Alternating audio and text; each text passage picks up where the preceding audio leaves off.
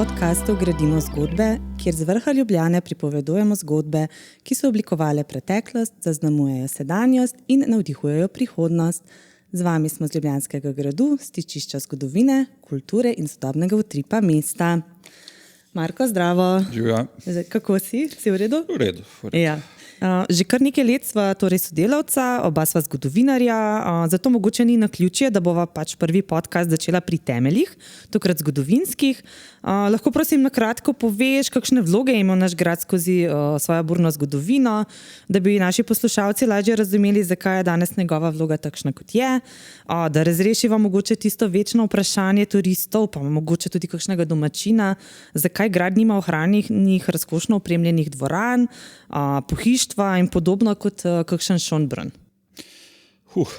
To je kar, bom rekel, zahtevna naloga razložiti tako na hitro, ampak mogoče, če začnemo z to grajsko stavbo, kot jo vidimo danes, v osnovi je bil ta grad zgrajen v drugi polovici 15. stoletja kot trdnjava oziroma kot neka obrambna točka pred takrat turško nevarnostjo. Graditelj tega gradu je bil Friderik III. Habsburški, ki se je ta grad zgradil poleg tega, da se je hotel obraniti pred Turki, je nekako tudi hotel, bom rekel, utrditi svoj vpliv v deželi. Zdaj, turška nevarnost dokaj hitro mine z vzpostavitvijo vojne krajine in grad v tem obdobju nekako začne svojo zgodbo, svojim, bom rekel, delno propadom. Se nekako niso vedeli, kaj bi s tem gradom naredili, zaradi tega so ga uporabili za vojašnico, vojaško skladišče, mnogokrat so v njem ali pa v njegovi bližini v teh stolpih mestnega obzidja hranili tudi smodnik, ki je dostikrat predstavljal ob nevihtah tudi nevarnost za samo mesto. V povezavi s tem se najde tudi nekaj zanimivih legend, ko je dejansko do takih eksplozij tudi prišlo, in ena legenda govori o tem, da je enkrat strela ob nevihti zadela grajsko smodišnico in eksplozija je bila menda tako silovita, da so ta težka grajska hrastova vrata našli eno nemško miljo stran, torej bom rekel 4 kilometre stran v Črnučah ob Savi. Zdaj, neko naslednje obdobje, ki je zelo zaznamovalo grad, je bila njegova vloga kaznilnice. Ta se začne 1815. Po eni strani ta kaznilnica popolnoma spremeni grad oziroma preuredijo ga v celoti za namen kaznilnice in s tem nekako popolnoma zabriše njegovo to pozno srednjeveško zasnovo. Po drugi strani pa ta vloga nekako reši grad. Tik pred vzpostavitvijo kaznilnice se pojavijo zelo močna razmišljanja o njegovi rušitvi. Kaznilnica traja vse do 1895, ko je grad kar poškodovan od velikonočnega potresa in nekako ni več primeren za to vlogo. Zdaj takrat tudi, bom rekel, na sceno pride ljubljanski župan, takratni ljubljanski župan Ivan Hribar, ki leta 1905 od države odkupi in nekako razmišlja o tem, da skupaj z Francetom Steletom in Jožetom Plečnikom, da bi ta ljubljanski grad nekako namenili neki kulturni dejavnosti. Tukaj gor razmišljajo o nekih plesnih prireditvenih dvoranah, turistični ponudbi, muzejih. Nenazadnje se tudi leta 1897 pojavijo prve ideje o izgradnji spenjače, ampak dejansko realnost je bila popolnoma drugačna. To je bil čas krize in že leta 1907 se tukaj naselijo prvi grajski stanovalci, se pravi v sami Ljubljani je primanjkovalo stanovanj in na grad prihajajo ljudje, bom rekel, nekako z družbenega obrobja, ki si pač teh stanovanj drugje niso mogli privoščiti. In to stanovanjsko obdobje z mestnimi prekinitvami traja vse do leta 1964, ko se iz gradu izseli še zadnja družina. Ta vmesna obdobja, ki sem jih omenil, je seveda obdobje prve in druge svetovne vojne, ki nekako grad služi bolj vojaškim namenom. Po letu 1964 pa se začne to nekako, bom rekel, obdobje prenove, oziroma aktivnega razmišljanja o prenovi in dejansko kasneje tudi se začnejo te postopki revitalizacije, razmišljanja o tem, kakšne vsebine umestiti na ta grad in skladno s tem tudi obnova samega gradu. Zdaj, tu sem kar nekaj povedal, ampak če pod črto povem, da grad je bil zgrajen kot trdnjava, občasno tudi kot cesarjeva rezidenca, ampak vsaka naslednja vloga, ki mu je bila dodeljena, je nekako spremenila njegovo podobo. In dostikrat se ljudje vprašajo, zakaj danes na gradu ni naprimer nekega, bom rekel, pohištva ali pa kakšnega orožja. Dejstvo je, da zaradi tega, kar sem povedal, je bilo zelo, zelo malo oziroma skoraj nič možnosti, da bi se takšne stvari na gradu do danes ohranile. Se pravi, je Ljubljanski grad dejansko utrdba oziroma trdnjava, kot si omenil? Ampak bi bilo malo čudno, če bi ga poimenovali trdnjava, tako da ostaneva kar pri gradu. Okay. Če greva pa zdaj iz zgodovine malo nazaj v sedanjost, kot vodja programa si nekakšen režiser dogajanja na gradu. Kako se danes lovi ravnotežje med spoštovanjem zgodovine in potrebo po sodobnih živih vsebinah na gradu? Zdaj, jaz sam sebe ne bi označil kot režiserja, jaz bi se mogoče bolj videl kot dirigenta, ker pač imam to srečo, da vodim ekipo številnih kreativnih sodelavcev, ki so nekako vsak zase za svoje področje režiser. Jaz svojo vlogo bolj vidim kot neko usklajevanje teh, bom rekel, dejavnosti, da pač tudi mogoče malo usmerjanje, ampak režiserji so zagotovo oni, ki skrbijo za te vsebine na različnih področjih, od glasbenega, likovnega, izobraževalnega in podobno. Ta drugi del vprašanja je bil pa... Kako se danes lovi ravnotežje med spoštovanjem zgodovine in pa sodobnih živih vsebinah, da grad živi? To je kar kompleksno vprašanje, ampak jaz bi rekel, da malo te pač tudi mora pri tem voditi občutek. Seveda zgodovina je pomembna, tradicija je pomembna, navsezadnje smo skrbniki kulturne dediščine, po drugi strani pa smo tudi odgovorni za to, da pač te vsebine približamo čim širši množici obiskovalcev, ki so tudi po starosti in po zanimanju zelo različni, zato mislim, da se je pač treba včasih poslužiti tudi kakšnega sodobnega prijema, da jih privabiš s tem, da na ta svojsten način spoznajo to vsebino. Kateri dogodek ali projekt na gradu je tebi osebno najbližje? Ne zato, ker bi bil največji ali najbolj uspešen, ampak te je res najbolj zaznamoval? Zdaj, dogodek oziroma projekt, ki me je najbolj zaznamoval, je zagotovo, bom rekel, časovni stroj.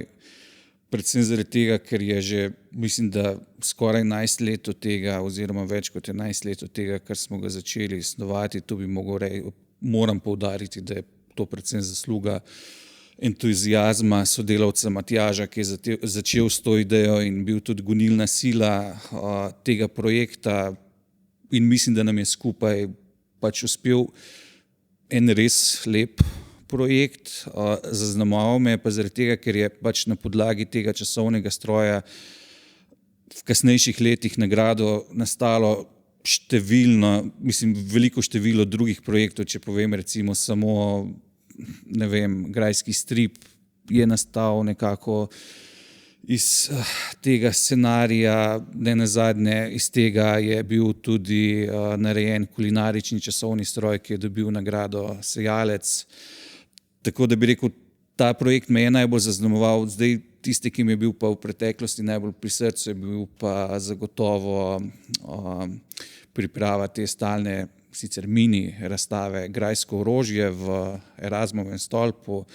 Pri srcu mi je bil predvsem zaradi tega, ker sem uspel k sodelovanju privabiti nekako res vodilnega strokovnjaka na področju srednjeveškega, poznosrednjeveškega orožja, dr.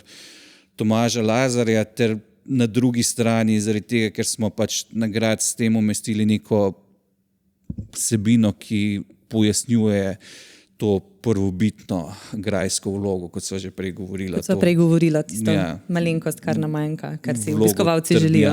Tako. Ja. Okay. Se pravi, naš Ljubljanski grad je hkrati simbol mesta, v bistvu turistična točka, pa tudi prostor za domačine. Kdo je po tvojem mnenju danes pravi Ljubljanski grad? Je to turist, meščan ali mešanica obojega?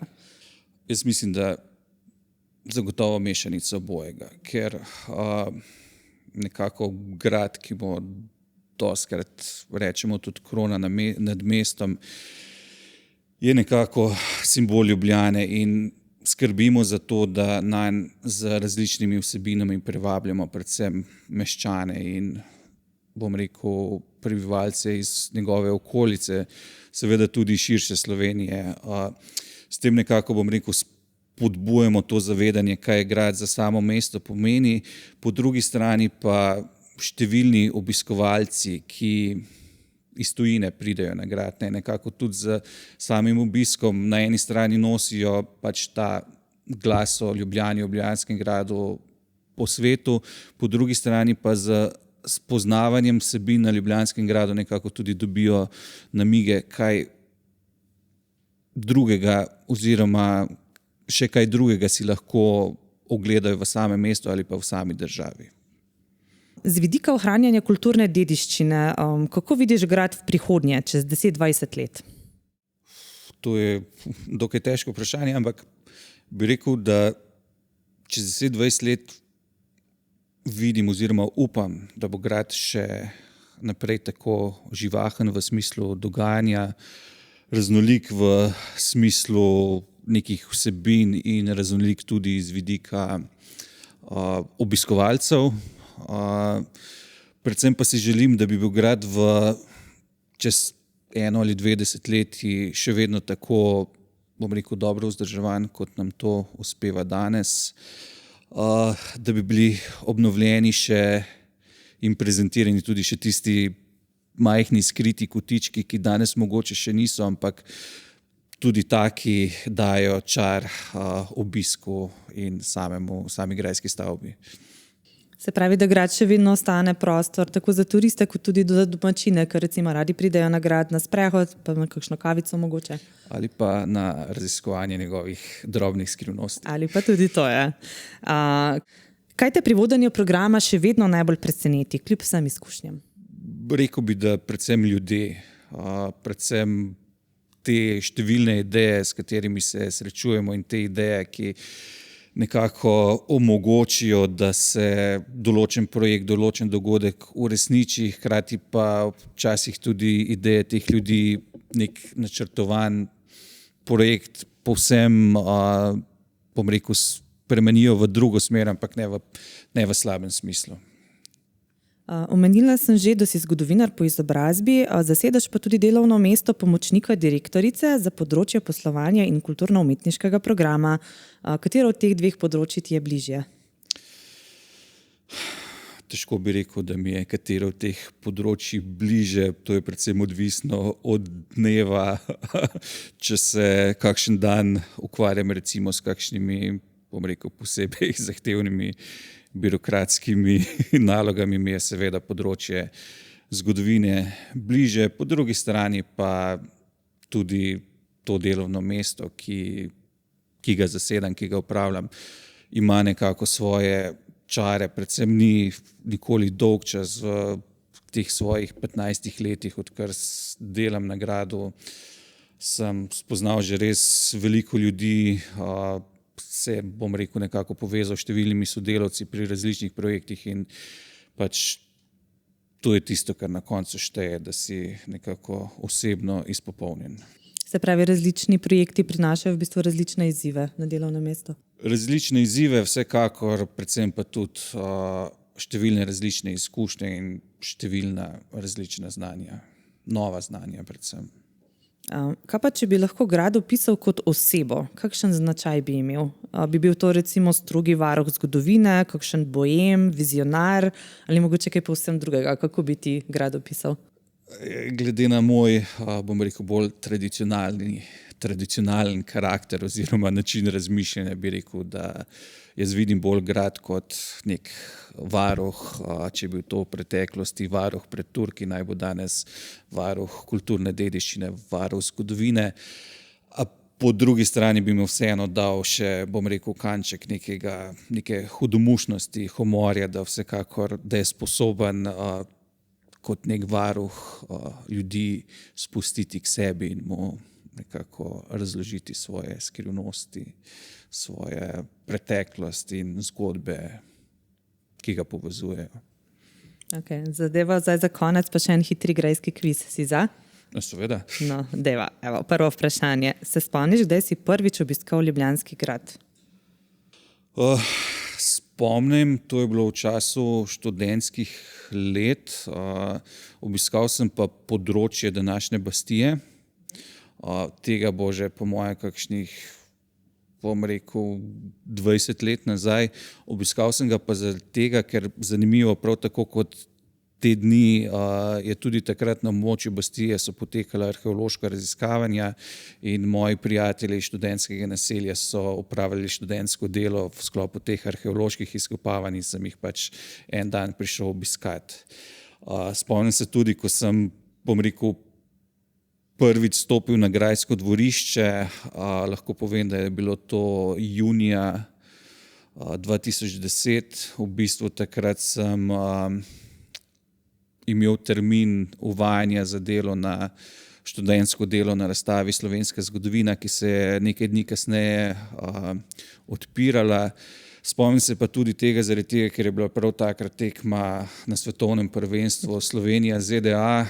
Prvi polčas sem uspel ujeti v enem izmed lokalov v mestu. Spomnim se tudi zaradi tega, ker je takrat k meni prisedel Boris Kavaca, vprašal je, če lahko, seveda. In po prvem polčasu sem pač zaradi teh službenih obveznosti moral oditi na grad in sem pač rekel gospodu, da moram iti v službo. Rezultat je bil takrat, mislim, da 2-0 za Slovenijo, kasneje je bilo 2-2. Njegova pripomba takrat je bila, ne vem, če je sicer v mikrofon, ampak mi je rekel, službo. Okay. Ampak je pa vtis, ko sem pač stopil na grajsko dvorišče, bil je en pač res tak lep, zgodnje poletni dan. Spomnim se te urejenosti zelenic na dvorišču. Imeli smo potem tudi enega krasnega vodnika Petra, ki nas je peljal po gradu. Vmes smo seveda tudi spremljali rezultat te tekme, zaradi katere se pač žal nismo uvrstili naprej, ampak to je ta izkušnja mojega prvega obiska grajskega dvorišča notranjosti. Okay, se pravi, iz tvoje zgodbe izvemo tudi, da si v bistvu delal na gradu že kot študent? Ja, res je. In na gradu si torej koliko že?